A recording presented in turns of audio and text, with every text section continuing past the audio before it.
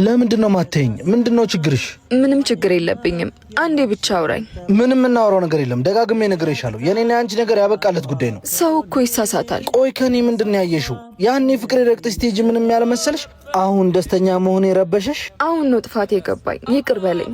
ይቅር ብዬሻለሁ። ይቅር ካልከኝ እድል ስጠኛ። አውቃለሁ እኮ በእኔ እንደማጨክን። ይቅር ብዬሻለሁ ማለት አብረን እንሆናለን ማለት አይደለም። አሁን ሌላ ህይወት ጀምሬ በደልሽንም ለማመስገን በቅቻለሁ። እንዴት?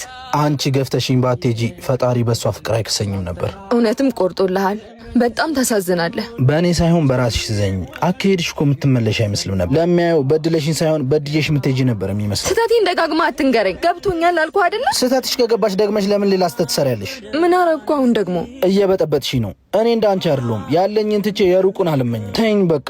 አንድ ነገር ግን ቃል ገባልሻለሁ። ላሳለፍናቸው ጥሩ ጊዜያቶች ስል እንደ ወንድም በሚያስፈልግሽ ነገሮች ሁሉ አብሬሻለሁ። እሺ፣ አመሰግናለሁ። አንቺም ጥሩ ልብና የተባረከ ትዳር እንዲሰጥሽ ባለሽ አባቶችን አግዢ፣ በረከትንም አግኝ። የት ያሉ አባቶች? በሙታን ሳማር ቅዱስ ሚካኤል ገዳም የሚገኙ አባቶችን በዓት በማስጨረስ ወቅቱን ጠብቆ ከሚፈራረቅባቸው ፀሐይ፣ ብርድና ድርቅ እንታደጋቸው። ለማገዝ በኢትዮጵያ ንግድ ባንክ 1044 25 98 391